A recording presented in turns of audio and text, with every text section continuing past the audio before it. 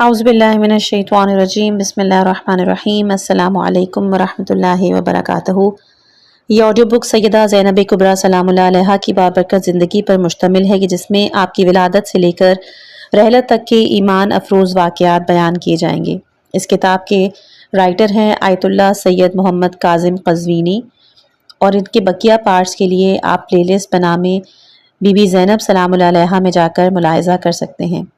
आइए सब्र, शुजाअत और ईसार की इस अजीम दास्तान को सुनते हैं। आज इंशाअल्लाह कि हम लोग इस किताब का हिस्सा नंबर 4 पेश करेंगे।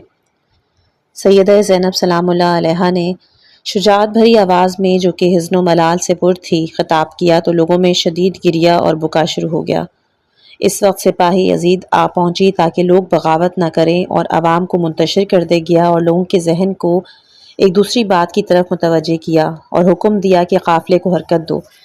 जब वो नेज़ों को लेकर महमिल के करीब से गुजरे तो बीबी ने बुलंद आवाज़ से रोते हुए फरमाया, ये हुसैन का सर अक़दस है, ये हुसैन का सर अक़दस है। इस वक्त इमाम हुसैन अलैहिस्सलाम की दोनों आँखें खुली हुई थीं और लोग अजीब नज़रों से देख रहे थे। इस मंज़र को देखकर बीबी के लिए खुतबे को जारी रखना मुहाल हो गया। इस अफसोसनाक मंज़र को देखकर आसाब जवाब दे गए और बीबी पर इस वक्त क्या गुजरी ये सिर्फ खुदा ही बेहतर जानता है। उसके बाद उन्होंने अपनी पेशानी को ज़ोर से महमिल पर मारा, यहाँ तक कि आपकी जबीं से खून जारी हुआ और सर अक़दस की तरफ इशारा किया और आपने देखा कि लोग अपनी उंगलियों से इमाम हुसैन अलैहिस्सलाम को के सर अक़दस की तरफ यूँ इशारे कर रहे हैं जैसे कि पहली के चाँद को देख कर किया करते हैं। अब बीबी ने पुकार कर कहा, ए चाँद, अभी तो बदरे कामिल भी न बना था कि गिरहन लग गया, गुरूब हो गया। मैं तो कभी सोचा भी ना था कि मुक़द्दर में यही कुछ होगा। इन अशार के बाद एक शेर का इजाफ़ा किया बीबी ने। कहते हैं कि जब इमाम का सर महमिल के करीब आया तो बीबी के महमिल में इमाम की छोटी बेटी भी थी, जिन्होंने सर अक़दस को देखकर कहा, ए बाबा, मुझसे बात करें, आप कहाँ चले गए? जब जवाब ना मिला तो रोने लगी। सैयदा ज़ैनब सलामुल्लाह अलैहा ने अपने भाई के सर अक़दस से ख़िताब करके कहा, भाई सग़ीर बिन फ़ातिमा, जिनसे मुराद हज़रत सकीना है, इनसे कलाम करें, इसका दिल पिघलने के करीब है। और दूसरा एहतमाल ये है कि इमाम ज़ैनुल आबिदीन अलैहिस्सलाम को फ़ौज ने कहा तो आपने बीबी को खुतबा ख़त्म करने का कहा। इमाम अलैहिस्सलाम ने फरमाया, ए फूफी जान, खामोश हो जाएं, गुज़रे हुए अफराद ज़िंदा लोगों के लिए बाइसे इबरत होते हैं। अल्लाह की मेहरबानी से आप आलिमा गैर मुअल्लिमा और फ़हीमा गैर मफ़हीमा हैं। रोने से वो वापस नहीं आते हैं जिन्हें ज़माने ने मौत दी। सैयदा ज़ैनब सलामुल्लाह अलैहा ने इमाम भतीजे का हुक्म सुना तो अक़ीला बनी हाशिम खामोश हो गई। शेख तिब्रिसी ने अल-इहतिजाज में हज़रत सैयदा के खुतबे को नक़ल किया। पिछले सफ़ात में हमने जो खुतबा नक़ल किया ये भी इसके मुताबिक है, अलबत्ता चंद अल्फाज का फ़र्क ज़रूर है, जबकि दोनों का तर्जुमा एक ही है। इस खुतबे की अरबी इबारत भी लिखी जा रही है ताकि मुहक्किकीन इससे इस्तिफ़ादा कर सके। हज़ीम असदी रावी हैं कि मैंने किसी पर्देदार बीबी को हज़रत सैयदा से ज़्यादा फसी और बलीग़ नहीं देखा। जब उन्होंने खुतबा दिया तो यूँ लगा जैसे अमीरुल मोमिनीन खुतबा दे रहे हैं। सैयदा ने इशारा किया कि खामोश हो जाओ। इशारे की देर थी कि हर तरफ खामोशी छा गई, सांस तक रुक गई और घंटियां बंद हो गईं। फिर बीबी ने हम्दो सना और दुरूद के बाद एक खुतबा दिया, जिसका तर्जुमा हम पहले पिछली वाली ऑडियो में बयान कर चुके हैं। कूफे का दारुल अमारा। तारीख़ में मिलता है कि इब्ने ज़ियाद ने हुक्म दिया कि सादात को कैद खाने में कैद कर दो और उन पर सख्ती करो, और फिर हुक्म दिया कि अली इब्न हुसैन और औरतों को दरबार में ले आओ। शेख मुफीद अलैहिर्रहमा ने अपनी किताब अल-इरशाद में यूँ ज़िक्र किया है कि जब खानवादा रिसालत को इब्ने ज़ियाद के दरबार में पेश किया गया तो जनाब ज़ैनब सलामुल्लाह अलैहा के बदन अथर पर बुसीदा लिबास था और दरबार में चलती हुई एक कोने में कनीज़ों के घेरे में बैठ गईं। इब्ने ज़ियाद ने पूछा, कनीज़ों के दायरे में बैठने वाली तुम कौन हो? जनाब सैयदा ने जवाब नहीं दिया। फिर इस लईन ने दूसरी और तीसरी बार पूछा कि तुम कौन हो? बास कनीज़ों ने इससे कहा, ये ज़ैनब बिनते फ़ातिमा बिनते रसूल खुदा हैं। उमर इब्न साद आगे बढ़ा और बीबी से मुखातिब होकर कहा, तमाम तारीफ़ उस खुदा के लिए कि जिसने आपको रुस्वा किया, कत्ल किया और तुम्हारी बातों को झूठ साबित किया। جناب زینب سلام اللہ علیہ نے ارشاد کیا، تمام تعریف اس خدا کے لیے کہ جس نے ہمیں اپنے محبوب نبی حضرت محمد مصطفیٰ صلی اللہ علیہ وآلہ وسلم کی وجہ سے عزت عطا کی، ہمیں ہر نجاست سے پاک کیا، اور رسوا تو صرف فاسق ہوتے ہیں اور جھوٹ صرف کاذب کا ثابت ہوتا ہے، الحمدللہ وہ ہم نہیں ہمارا غیر ہے۔ ابن زیاد نے کہا، خدا نے جو آپ کی اہل بیت سے کیا آپ اسے کیسے دیکھتی ہیں؟ تو بی بی نے فرمایا، میں نے صرف اچھائی دیکھی ہے، یہ وہ قوم تھی جس کے لیے اللہ نے شہادت لکھ دی تھی اور وہ اپنے مقام پر پہنچ گئے۔ اے ابن مرجانہ، تیری ماں تجھ پہ روئے، عنقریب خدا تجھے اور ان کو جمع کرے گا، اس دن اپنے برے انجام کو تو دیکھ لے گا۔ ابن زیاد کو غصہ آیا اور بی بی کو شہید کرنے کا ارادہ کیا، تو عمرو بن حریث نے کہا، اے امیر، یہ عورت ہے، عورتوں کی بات پر مواخذہ نہیں کیا جاتا۔ تب ابن زیاد نے کہا کہ اللہ نے آپ کے بھائی حسین اور ان کے عیال کی شہادت سے میرے دل کو سکون دیا۔ بی بی نے یہاں گریہ کیا اور روتے ہوئے فرمایا، میری جان کی قسم، تو نے ہمیں کمزور کر کے مارا، میری شاخیں کاٹی، جڑیں اکھاڑی، اگر یہی تمہارا سکون ہے تو جلدی تجھے اصلی سکون مل جائے گا۔ ابن زیاد نے کہا، میری جان کی قسم، یہ شاعرہ ہے اور ان کے والد بھی ایک بڑے شاعر تھے۔ پھر ابن زیاد امام علی ابن الحسین کی طرف متوجہ ہوا، پوچھا، آپ کون ہیں؟ تو امام نے کہا کہ میں علی ابن الحسین ہوں۔ ابن زیاد نے پوچھا، کیا خدا نے علی بن حسین کو قتل نہیں کیا؟ تو آپ نے کہا کہ وہ میرے بھائی تھے جنہیں لوگوں نے قتل کیا۔ ابن زیاد نے کہا کہ نہیں، بلکہ اللہ نے اسے قتل کیا۔ تب امام نے سورہ زمر کی آیت نمبر 42 کی تلاوت کی کہ جس کا ترجمہ ہے، اللہ ہی لوگوں کے مرنے کے بعد ان کی روحیں اپنی طرف کھینچ بلاتا ہے۔ ابن زیاد نے غصے میں آ کر کہا کہ ابھی تک مجھے جواب دینے کی جرأت اور ہمت موجود ہے؟ کہا، انہیں لے جاؤ اور شہید کر دو۔ بی بی زینب سلام اللہ علیہا آگے بڑھیں اور کہا، اے ابن زیاد، ہمارے جتنا خون بہایا ہے وہ کافی ہے، اللہ کی قسم میں اپنے بیٹے سے جدا نہیں ہوں گی، اگر ان کو قتل کرنا ہے تو ان کے ساتھ مجھے بھی قتل کرو۔ ابن زیاد نے ایک لہجے کے لیے دیکھا اور پھر کہا، عجیب محبت ہے، اللہ کی قسم میں جانتا ہوں کہ اب ان کے ساتھ اس عورت کو بھی قتل کرنا پڑے گا، ان کو چھوڑ دو۔ پھر ابن زیاد نے علی بن الحسین اور ان کے اہل بیت کو مسجد کے ایک کونے میں قید کرنے کا حکم دیا۔ اس وقت بی بی نے کہا کہ ہمارے پاس ولد اور کنیزوں کے علاوہ کوئی عربی عورت نہ آئے، کیونکہ ولد اور کنیزیں ہماری ہی طرح قیدی ہیں۔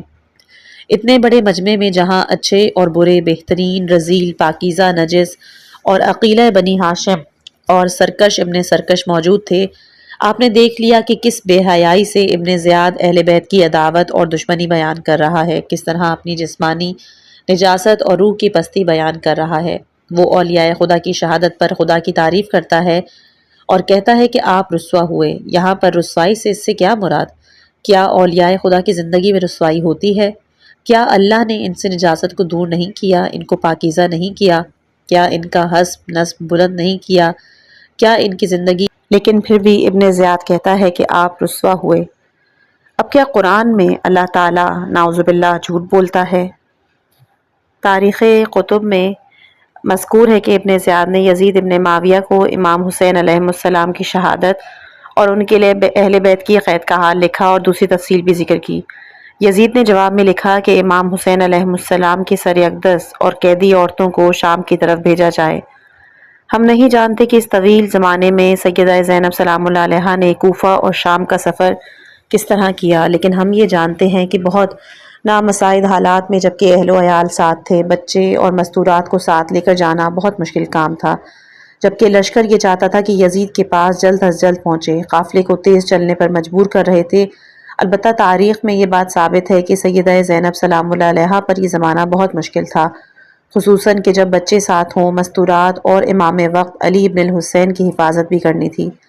امام علی ابن الحسین علیہ السلام سے روایت کی گئی ہے کہ انہوں نے کہا کہ کوفے سے شام تک میری پھوپھی زینب نے فرض اور نوافل نمازیں مکمل طور پر ادا کی۔ سفر میں بعض دفعہ آپ نے بیٹھ کر نماز پڑھی تو میں نے سوال کی کہ کیا وجہ؟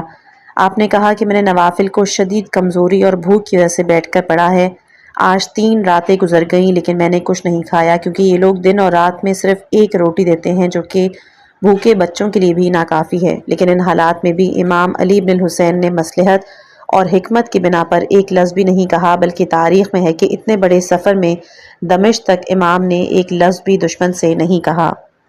ہمارے پاس سفر شام کے حوالے سے سیدہ زینب سلام اللہ علیہا پر گزرنے والے حالات کی بہت کم معلومات ہیں، لیکن جو بھی معتبر تاریخ میں مذکور ہے وہ ہم ادھر بیان کریں گے۔ جیسے کہ ایک دفعہ بیان ہوا تھا کہ بہت سخت گرمی تھی اور نزدیک پانی بھی نہیں تھا، پیاس بہت تھی۔ عمر ابن سعد نے اپنے اور اپنے ساتھیوں کے لیے گرمی سے بچنے کے لیے خیمے لگوائے اور اہل بیت کے بچوں اور مستورات کو گرمی میں دھوپ میں بٹھایا۔ سورج آگ برسا رہی تھی۔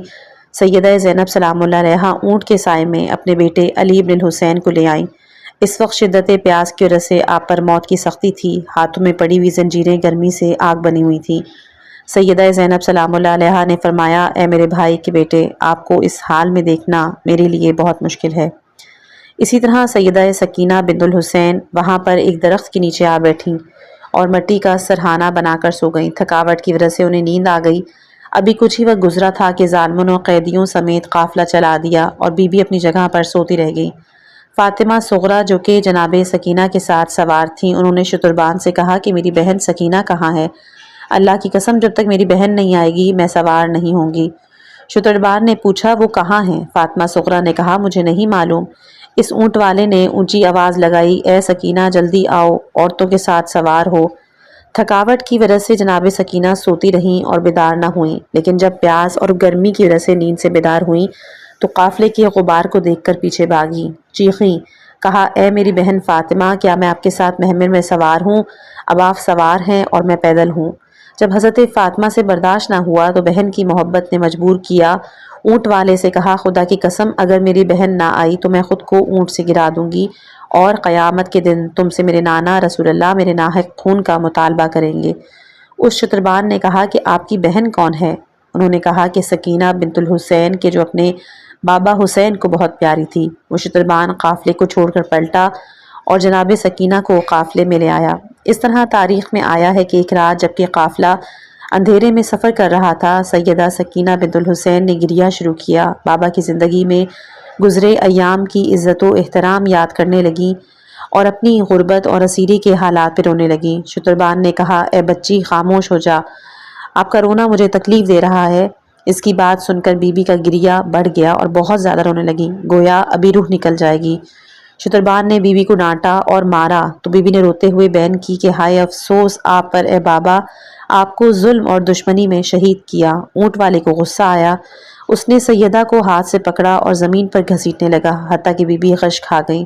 جب غش سے افاقہ ہوا تو قافلہ جا چکا تھا۔ آپ اٹھیں اور رات کے اندھیرے میں پیدل قافلے کے پیچھے دوڑیں، کبھی اٹھتیں پھر گر جاتیں، اللہ اور بابا کو مدد کے لیے پکارتیں، پھوپھی کو آواز دیتیں کہ اے بابا مجھے اکیلا چھوڑ کے سب چلے گئے، میں کس کے پاس اور کہاں جاؤں؟ اس اکیلے پن میں بی بی ایک ساتھ چلتی رہیں، جب قافلے کا نشان نہ ملا تو بے ہوش ہو کے گر پڑیں۔ اس وقت جس نیزے پر امام حسین کا سر اقدس تھا وہ زمین میں گر گیا، اس کو زمین سے نکالنے کے لیے سب جمع ہو گئے لیکن وہ باہر نہ آیا۔ اس کی اطلاع عمر ابن سعد کو دی، اس نے کہا علی ابن الحسین سے اس کا سبب پوچھو۔ جب امام نے پوچھا تو امام نے فرمایا کہ میری پھوپھی زینب سے کہو کہ بچوں کو شمار کرے کہ کوئی بچہ تو نہیں رہ گیا۔ سیدہ زینب سلام اللہ علیہا نے سے کہا گیا تو آپ نے ہر بچے کا نام لے کے پکارا، لیکن جب کہا بیٹی سکینہ تو جواب نہ ملا۔ سیدہ زینب نے خود کو اونٹ کی پشت سے گرایا اور پکاری، ہائے غریبی، ہائے حسین، اے میری بیٹی سکینہ تم کس زمین پہ رہ گئی ہو، کس وادی میں گھر گئی ہو؟ وہ قافلے سے پیچھے پلٹیں، پیدل چلتے ہوئے ان کے پاؤں زخمی ہو گئے، آوازیں دے رہی تھیں کہ دور سے ایک سیاہ دھبا نظر آیا، قریب گئیں تو واضح ہوا کہ سکینہ ہے۔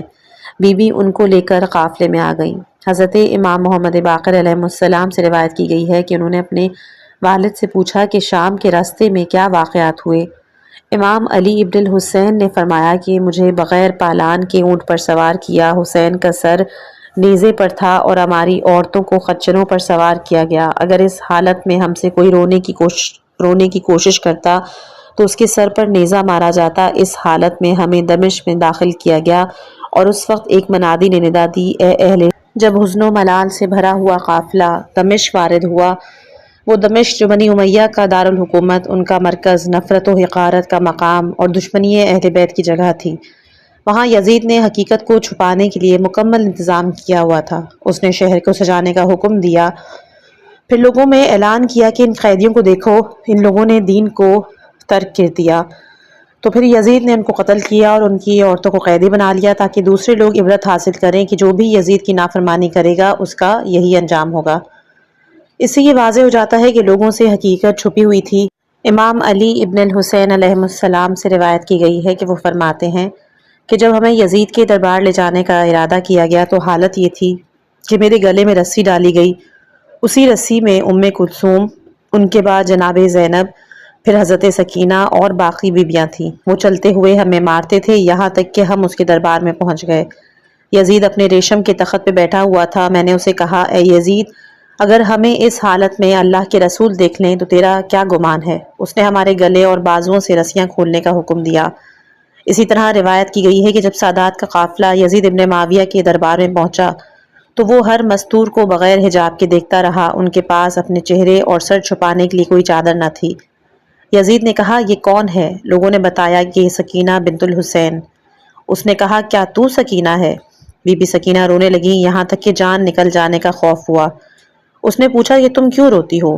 بی بی سکینہ فرماتی ہیں کہ کیسے نہ روں جبکہ میرے پاس سر اور چہرہ چھپانے کے لیے چادر نہیں اور تم لوگ مجھے دیکھ رہے ہو۔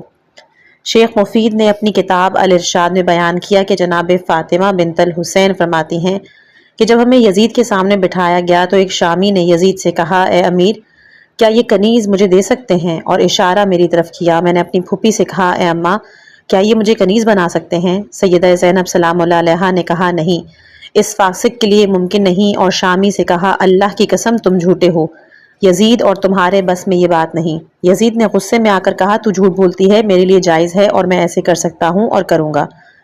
سیدہ زینب سلام اللہ علیہا نے کہا، ہرگز نہیں، اللہ کی قسم تو نے ایسا کیا تو ہماری ملت سے خارج ہو جائے گا اور تمہارا کوئی دین نہیں ہوگا۔ یزید کے غصے میں اضافہ ہوا۔ اس نے کہا، میں ایسا کر سکتا ہوں، ویسے بھی میں تمہارا باپ اور بھائی دین سے خارج ہوئے تھے۔ سیدہ زینب سلام اللہ علیہا نے کہا کہ بلکہ تو اللہ اور میرے بابا کے دین سے خارج ہے جسے تو نے تیرے باپ اور دادا نے ہدایت پائی اگر تم مسلمان رہتے تو۔ یزید نے کہا، اے اللہ کے دشمن، تم جھوٹ بول رہی ہو۔ سیدہ زینب سلام اللہ علیہا نے یزید سے فرمایا، تو ایک ظالم بادشاہ ہے اور تیری حکومت غاصب ہے۔ اس وقت یزید پہ سکتہ طاری ہوا۔ اس شامی نے اپنی بات دوبارہ کی کہ مجھے کنیز دی جائے تو یزید نے جواب دیا، خاموش ہو جاؤ، خدا تمہیں معطوب کرے۔ اس شامی نے پوچھا، یہ لڑکی ہے کون؟ تو یزید نے کہا کہ یہ فاطمہ بنت الحسین ہے اور یہ عورت زینب بنت علی ابن ابی طالب ہے۔ شامی نے کہا، وہی حسین کہ جو فاطمہ زہرا اور علی کے بیٹے ہیں؟ یزید نے کہا، ہاں۔ شامی نے کہا، اے یزید، تم پر اللہ کی لعنت ہو، تم اپنے نبی کی عطرت کو شہید کرتا ہے اور اس کی ذریت کو قیدی کرتا ہے۔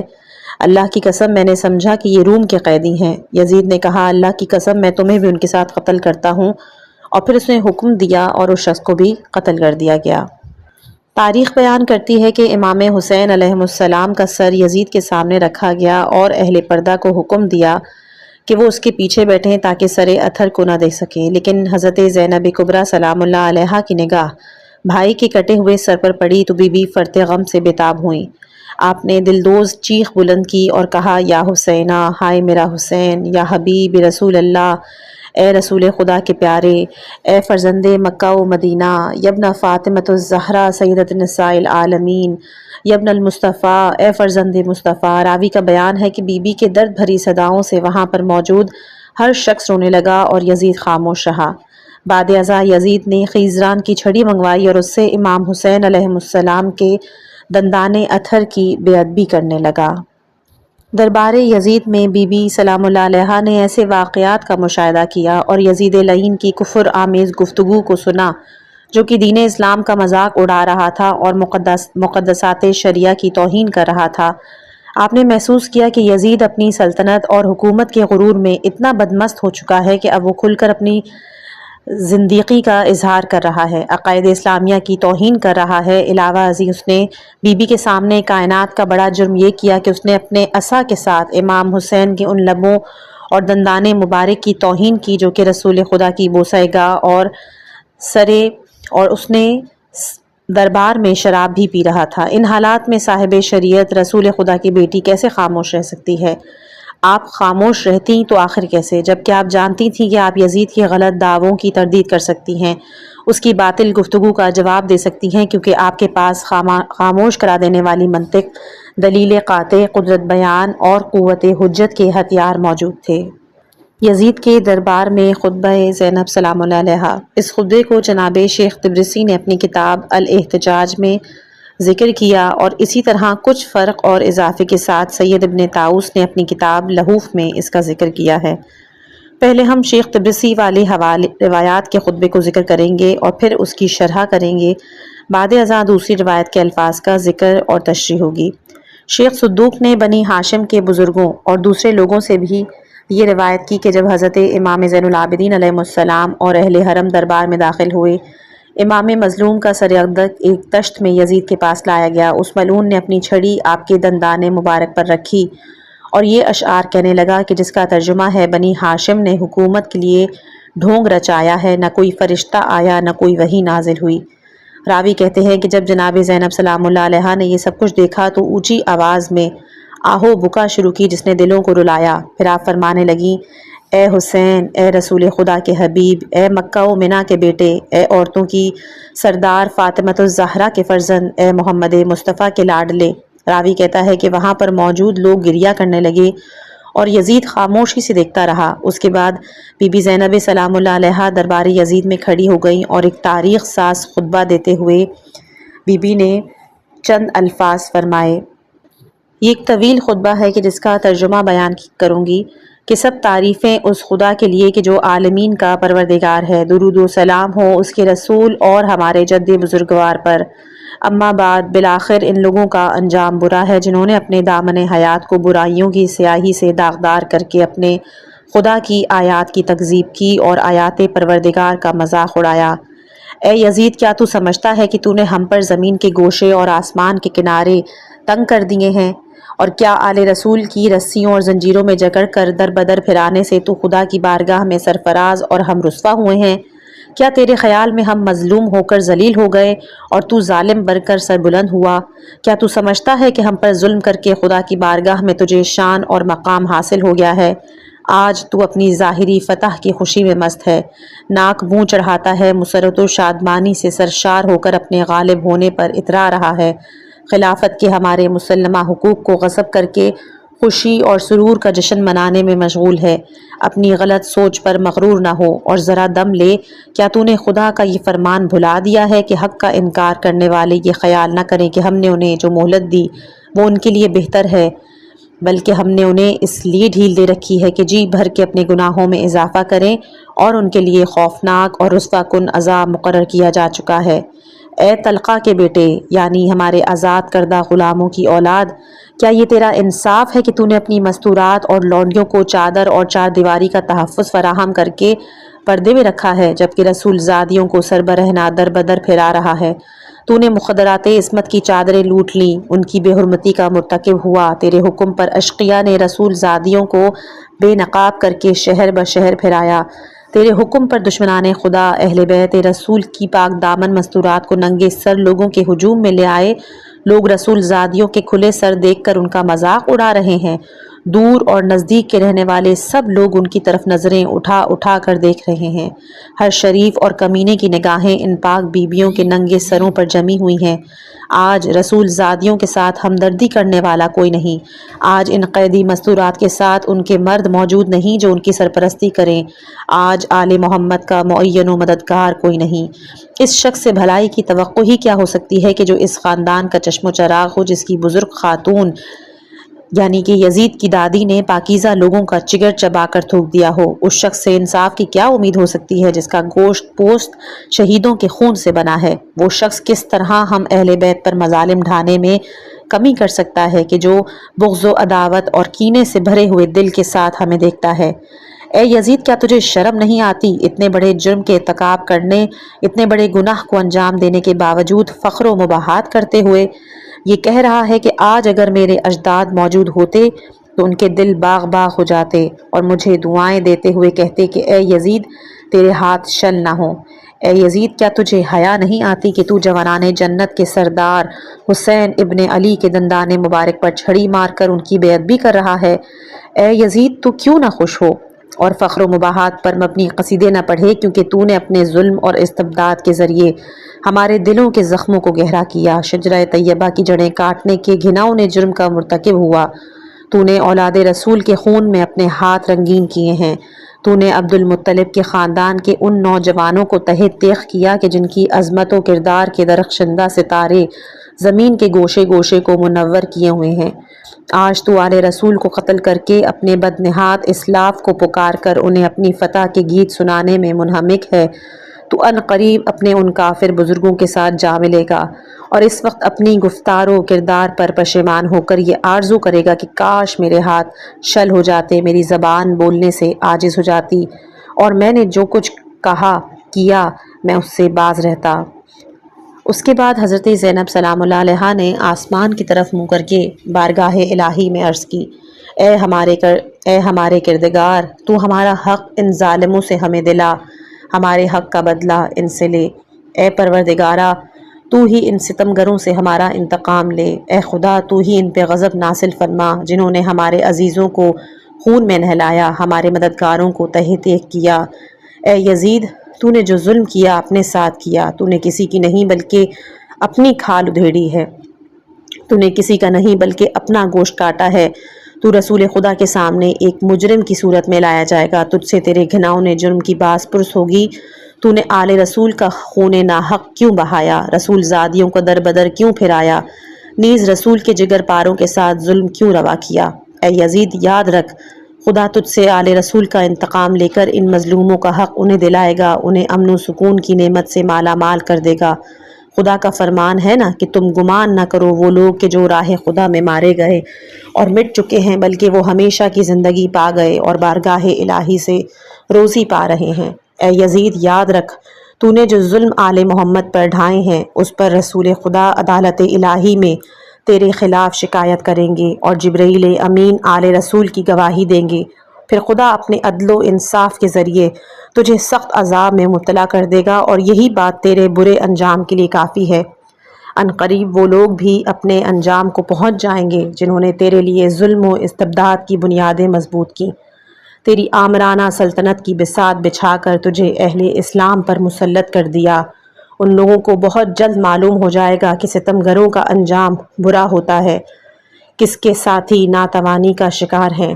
اے یزید، یہ گردش ایام حوادث روزگار کا اثر ہے، مجھے تجھ جیسے بد نہاد سے ہم کلام ہونا پڑا، میں تجھ جیسے ظالم اور ستمگر سے گفتگو کر رہی ہوں، لیکن یاد رکھ تو ایک نہایت پست اور گھٹیا شخص ہے جس سے کلام کرنا بھی شریفوں کی توہین ہے۔ میری اس جرأت سخت سخن پر مجھے اپنے ستم کا نشانہ ہی نہ کیوں نہ بنا دے، لیکن میں اسے ایک عظیم امتحان اور آزمائش سمجھتے ہوئے صبر و استقامت اختیار کروں گی۔ تیری بد کلامی بدسلوکی میرے عزم و استقامت پر اثر انداز نہیں ہو سکتی۔ اے یزید، آج ہماری آنکھیں اشکبار ہیں، سینوں میں آتش غم کے شعلے بھڑک رہے ہیں۔ افسوس تو اس بات پر ہے کہ شیطان کے ہم نواؤں اور بدنام لوگوں نے رحمان کے سپاہیوں اور پاک لوگوں کو تہہ تیغ کر ڈالا، اور ابھی تک اس شیطانی ٹولے کے ہاتھوں سے ہمارے پاک خون کے قطرے ٹپک رہے ہیں۔ ان کے ناپاک دہن ہمارا گوشت چبانے میں مصروف ہیں۔ صحرا کے بھیڑیے ان پاک باز شہیدوں کی مظلوم لاشوں کے ارد گرد گھوم رہے ہیں، اور جنگل کے نجس درندے ان پاکیزہ جسموں کی بے حرمتی کر رہے ہیں۔ اے یزید، اگر آج تو ہماری مظلومیت پر خوش ہو رہا ہے، اسے اپنے دل کی تسکین کا باعث سمجھ رہا ہے، تو یاد رکھ جب قیامت کے دن اپنی بد کرداری کی سزا پائے گا تو اس کا برداشت کرنا تیرے بس سے باہر ہوگا۔ خدا عادل ہے، وہ اپنے بندوں پر ظلم نہیں کرتا۔ ہم اپنی مظلومیت کا حال خدا کے سامنے پیش کرتے ہیں، ہر حال میں ہمارا بھروسہ اسی کی عنایات اور عدل و انصاف پر ہے۔ اے یزید، تو جتنا چاہے مکر و فریب کر لے، بھرپور کوشش کر کے دیکھ لے، مگر تمہیں معلوم ہونا چاہیے کہ تو ہماری یاد لوگوں کے دلوں سے مٹا سکتا ہے، نہ وحی الہی کی پاکیزہ آثار محو کر سکتا ہے۔ تو یہ خیام خال اپنے دل سے نکال دے کہ ظاہر سازی کے ذریعے ہماری شان و منزلت کو پالے گا۔ تو نے جس گھنونے جرم کا ارتکاب کیا اس کا بدنما داغ اپنے دامن سے نہیں دھو پائے گا۔ تیرا نظریہ نہایت گھٹیا کمزور ہے، تیری حکومت میں گنتی کے دن باقی ہیں، تیرے پاس اس دن کے لیے حسرت و پریشانی کے سوا کچھ نہیں بچے گا جب منادی ندا دے گا، ظالم و ستمگر لوگوں کے لیے خدا کی لعنت ہے۔ ہم خدا قدوس کی بارگاہ میں شکر گزار ہیں کہ جس نے اپنے اولیاء کے لیے سعادت اور اصفیاء کے لیے شہادت مقرر کی، ان کے عالم رحمت و رفعت کی طرف منتقل کیا، ان پر راضی اور خوشنود ہوا، انہیں مغفرت سے نوازا۔ ہم دعا کرتے ہیں کہ وہ ہمارے شہیدوں کے ثواب اور اجر میں اضافہ و تکمیل فرمائے، ہم باقی سب افراد کو اپنی عنایتوں سے نوازے۔ بے شک خدا ہی رحم و رحمت کرنے والا، حقیقی معنوں میں مہربان۔ خدا کی عنایتوں کے سوا ہمیں کچھ مطلوب نہیں، ہمیں صرف اور صرف اسی کی ذات پہ بھروسہ ہے۔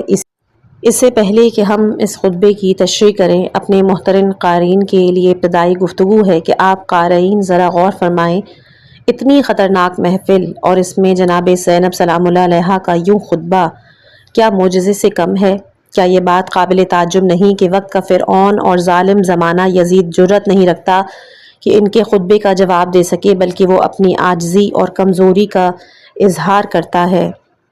جناب زینب سلام اللہ علیہا کے کلام نے یزید کا حسب و نسب، اس کے لواحقین اور سابقین سب کو واضح اور آشکار کر دیا۔ اس طرح کلام کیا گویا بجلی کڑک رہی ہے اور اس کے اعصاب کو شل کر دیا کہ وہ بات کرنے کی ہمت بھی نہ کر سکا۔ اب ہم خطبے کی شرح بیان کریں گے، اس زندہ و جاوید خطبے کی شرح۔ جناب زینب سلام اللہ علیہا نے اپنے کلام کی ابتدا خدا تعالیٰ کی تعریف سے کی، پھر اپنے نانا پہ درود و سلام، تاکہ ان کو دنیا جان لے کہ وہ نواسی رسول ہیں، یہاں تک کہ باقی لوگ بھی آگاہ ہو جائے کہ یہ قیدی اولاد رسول میں سے ہیں، نہ کہ کافر اور مشرک۔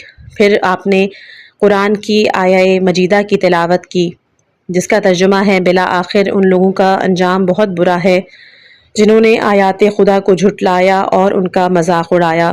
اس قسم کا اظہار کرنا اور وہ بھی خطبے کے مقدمے میں، یہ بہت کم نظر آتا ہے۔ عاقبت کل شیء یعنی آخر کار وہ لوگ جنہوں نے آیات خدا کی تکذیب کی اور رسول کی توہین کی اور گناہوں کا ارتکاب کیا، ان کا انجام آخر کار جہنم کی آگ ہے۔ اس آیت کو پڑھ کے یزید کے ان اشعار کی طرف اشارہ کیا کہ وہ کہتا ہے کہ بنی ہاشم نے حصول حکومت کے لیے ڈھونگ رچایا، نہ کوئی فرشتہ نازل ہوا نہ وحی۔ وہ ممبر پر بیٹھ کر اس طرح کی واضح طور پر قرآن، نبوت اور وحی سے انکار کر رہا ہے کہ کفر اس کے علاوہ کچھ اور نہیں۔ پھر بھی کچھ نافہم لوگ سمجھتے ہیں کہ جنگ میں فتح حق کی دلیل ہے اور قرب خدا کا باعث ہے، اسی لیے جناب زینب سلام اللہ علیہا نے یزید کے لیے اے امیر اور خلیفے کا لفظ استعمال نہیں کیا، حتیٰ کہ کوئی بھی قابل احترام لفظ نہیں کہا، بلکہ اس کے نام سے مخاطب کیا تاکہ واضح ہو جائے کہ خلافت اس جیسی نجاست سے بعید ہے۔ پھر بی بی کہتی ہیں، بی بی زینب سلام اللہ علیہا اپنا اور اپنے اہل و عیال کی بے بسی اور غربت کا ذکر کرتی ہیں کہ انہیں کس طرح سے جکڑ کر قید کیا گیا، اس طرح لایا گیا جیسے کہ کفار کے علاقوں سے فتح کے بعد کنیزوں اور غلاموں کو لایا جاتا ہے۔ بی بی نے کہا کہ تو کیا گمان کرتا ہے کہ ہم قیدی ہیں؟ ہمارے مردوں کی شہادت، ہماری مستورات کی قید پر تیری یہ حرکات تیری بے پناہ خوشی کی دلیل ہے، لیکن اے مغرور تو جان لے کہ جس خلافت پر تو قابض ہے، غاصب ہے، یہ ہماری میراث اور بنیادی حق ہے۔ خلافت ایک خاص مقام ہے کہ جو معین کردہ افراد کا حق ہے، اور وہ افراد امام علی ابن ابی طالب علیہ السلام اور ان کی اولاد میں سے 11 ہیں۔ یہ تمہید اور مقدمے کے بعد بی بی زینب سلام اللہ علیہا کہتی ہیں کہ ٹھہر جا، صبر کر، جیسا تو سمجھ رہا ہے وہ حقیقت نہیں ہے، بلکہ حقیقت بہت جلد تیرے سامنے آ جائے گی۔ اس سے مراد یہ ہے کہ اے یزید، حقائق سے جہالت اور مفاہیم کو غلط ملت کر کے تو مغرور نہ ہو۔ کیا تو خداوند متعال کا یہ فرمان بھول گیا کہ کافر لوگوں کو یہ خیال نہیں کرنا چاہیے کہ جو مہلت ان کو ملی ہے یہ ان کے لیے بہتر ہے، بلکہ یہ مہلت اس لیے ہے کہ وہ دل کھول کے گناہ کریں۔ اور سیدہ زینب سلام اللہ علیہا نے اس کو شجرہ خبیثہ کی یاد دلائی۔ بی بی نے اس شخص ملعون کو یبن طلقہ کہنا پسند کیا، اور اس کے کہنے سے دو میں سے ایک مقصد تھے۔ پہلا یہ کہ اس کا باپ دادا وہ لوگ ہیں کہ جن کو رسول اللہ نے فتح مکہ کے دن آزاد کیا تھا، گویا یزید غلاموں کی اولاد، اور یزید کو اس کا شجرہ ملعونہ یاد دلانا مقصود تھا۔ اور دوسرا یہ کہ اپنے نانا کا احسان یاد دلایا کہ انہوں نے تمہارے باپ دادا سے اچھا سلوک کیا تھا، اور فرمایا کہ امن العبد یعنی یہی انصاف کا تقاضا ہے کہ تم اس رسول کی اولاد کو قیدی بنا لو۔ ممکن ہے یہ دونوں باتیں بی بی کا مطلوب اور مقصود ہوں۔ اسی طرح سیدہ زینب سلام اللہ علیہا نے یہ تک بتایا کہ کیسا انصاف ہے کہ تیری عورتیں تو خود پردے اور گھر میں ہیں، جبکہ تو بناتے رسول کو قیدی بنا کر بازاروں میں لے آیا۔ وہ مستورات عصمت کے جن کا سایہ بھی پوشیدہ تھا، ان کو اس طرح بازار میں لے آیا کہ نہ برقع ہے اور نہ مخنا، جبکہ ہزاروں تماشائی ہر طرف سے دیکھ رہے ہیں۔ بی بی نے اپنے خطبے میں ایک ایسا جملہ کہا کہ جس کا مطلب تھا کہ ہر وہ جگہ کہ جہاں زیادہ ہجوم تھا وہاں ان مستورات کو لے کے گئے تاکہ توہین اور بے حرمتی ہو۔ مستورات عصمت کو اتنا واضح کیا کہ ہر دور اور قریب سے گزرنے والے نے ان کو دیکھا۔ ان دیکھنے والوں میں شریف بھی تھے، رذیل قسم کے لوگ۔ بی بی سلام اللہ علیہا نے یہ واضح کر دیا کہ کوئی تعجب نہیں کہ ان تمام گناہوں کی نسبت جناب زینب سلام اللہ علیہا نے اس لیے یزید کی طرف دی کہ اس کے شجرہ ملونہ سے یہی توقع ہے، جیسا کہ ایک ضرب المثل ہے کہ برتن سے وہی نکلتا ہے کہ جو اس میں موجود ہوتا ہے، یعنی ان لوگوں سے کیسے خوف خدا کی توقع کی جا سکتی ہے کہ جن کے منہ میں شہداء کے جگر کا خون ہو۔ اس جملے سے جنگ احد کی واقعے کی طرف اشارہ کیا گیا ہے۔ بی بی نے اس طرح کے جملے فرمائے کہ جس کا مطلب تھا کہ جتنے بھی گناہ یزید نے کیے ان سب کی وجہ وہ دشمنی اور بغض ہے کہ جو اس پلید کو باپ دادا سے ورثے میں ملا۔ اسی بےہودہ وراثت کی وجہ سے امام مظلوم کو شہید کر دیا اور پھر ان کے اہل و عیال کو قیدی بنا کر دربدر پھرایا گیا۔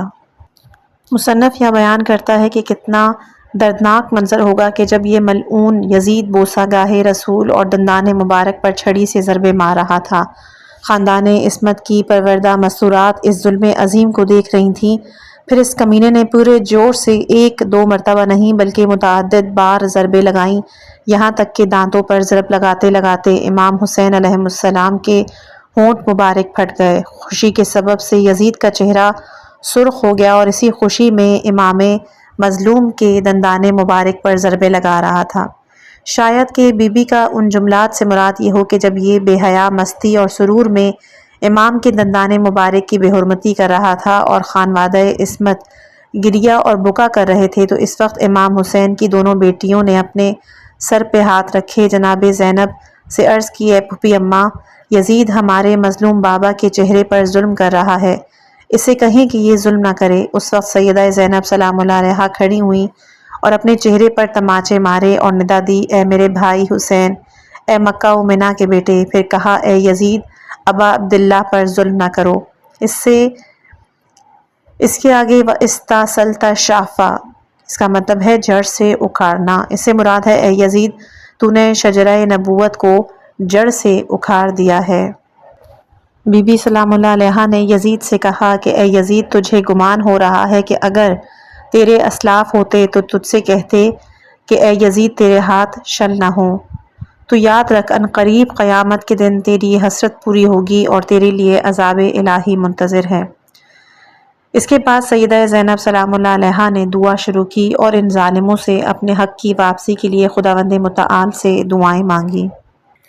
اس کے بعد پھر جناب زینب سلام اللہ علیہا نے یزید کی حقیقت کی خلی کھولنے کا ارادہ کیا اور فرمایا کہ یہ جو سب کچھ تو نے کر دیا، رسول کا گھر اجاڑ دیا، ان کی مستورات کو قیدی بنا کر شہر بشہر پھرایا، یہ سب تجھے نفع دینے والا نہیں بلکہ یہ تیرے لیے دنیا اور آخرت کا خسارہ اور نقصان ہے اور ابدی عذاب الہی کا سبب ہے۔ جناب زینب سلام اللہ علیہا نے دربار یزید میں یہ واضح کر دیا کہ تیری یہ سلطنت اور حکومت غصبی اور جبری ہے اور تو نے شریعت مقدسہ کو پشت دکھا کر لوگوں کو غلام بنا لیا ہے۔ اسی کلام میں آپ یہ بھی فرماتی ہیں کہ میرے لیے یہ بہت تکلیف دہ ہے کہ میں تجھ جیسے بدنہاد اور ستمگر سے گفتگو کروں، لیکن زمانے کی سختیوں نے مجھے تم سے بولنے پر مجبور کر دیا ہے۔ یعنی کہ بی بی کا مقصد یہ نہیں تھا کہ ان کی باتیں یزید پر اثر کریں، بلکہ ان کا یہ فعل غیر ارادی تھا کہ جو ظلم و ستم سب نے دیکھا۔ اب یہ باتیں اس دربار میں بیٹھے ہوئے ان لوگوں کے لیے تھیں کہ جن پر حقائق پوشیدہ ہیں۔ اس کے بعد بی بی زینب سلام اللہ علیہا نے یزید کی قساوت قلبی کو بیان کرتے ہوئے کہا کہ جب دل شقی ہو جائے اور نفس سرکش ہو جائے تو پھر کوئی واعظ اور نصیحت اثر انداز نہیں ہوتی۔ کتنی عجیب بات ہے کہ خدا کی طیب و طاہر مخلوق کو فاسق اور فاجر انسانوں نے شہید کر دیا۔ یہ بات طبی ہے کہ دنیا میں ہر انسان امتحان میں مبتلا ہے، چاہے نیک ہو یا بد۔ طیب و طاہر اور خبیث انسان دوسروں کے لیے مثالیں ہوتی ہیں۔ واقعہ کربلا قیامت تک موجود رہے گا اور یہ واقعہ انسان کی فکر و تفہیم کو دوبالا کرتا ہے۔ تاریخ انسانیت میں بہت سے واقعات ہیں، لیکن واقعہ کربلا چند وجوہات کی بنا پر دوسرے واقعات سے ممتاز اور جدا ہے۔ اول کہ اس واقعے میں جو پاک و پاکیزہ نفوس شہید یا قید ہوئے، وہ دنیا کے شریف ترین افراد میں سے تھے اور خداوند قدوس کی اعلیٰ اور عرفہ مخلوق تھے۔ دوسرا کہ دوسری جانب جو قاتل تھے وہ دنیا کے شریر ترین اور بدترین افراد میں سے تھے۔ تیسرا، اس فاجعہ کے بعد لوگوں کے اندر جرأت اور طاقت پیدا ہو گئی کہ وہ سوائے خدا کے کسی ظالم اور جابر سے نہ ڈرے۔ یہی وجہ تھی کہ واقعہ کربلا کے بعد بہت سی تحریکیں ظالم حکمرانوں کے خلاف اٹھیں، مثلاً سلمان بن سرد خزائی، مختار ثقفی کی تحریک۔ تاریخ میں موجود ہے کہ روز عاشوراء امام عالی مقام نے اس حقیقت کو ان الفاظ میں آشکار بھی کیا تھا کہ اے بدبخت امت، تم نے آل محمد کے ساتھ کتنا برا سلوک کیا، یاد رکھو تم میرے بعد کسی کو ناحق قتل کرتے ہوئے نہیں گھبراؤ گے، میرے قتل کے بعد دوسرے بے گناہوں کا قتل تمہیں آسان دکھائی دے گا۔ چوتھا یہ کہ واقعہ کربلا میں اس بات کا بھی درس موجود ہے کہ انسان پر جب کبھی مصائب اور آلام آئیں انہیں کس طرح خندہ پیشانی سے قبول کرنا ہے اور ان مشکلات کا کس طرح مقابلہ کرنا ہے۔ پانچواں کہ فاجعہ کربلا سننے اور پڑھنے سے انسان میں ایک معنوی جذبہ پیدا ہوتا ہے، اخلاق اور اعمال کی تحریک پیدا ہوتی ہے اور عبادات اور عقائد کی تعلیم حاصل ہوتی ہے۔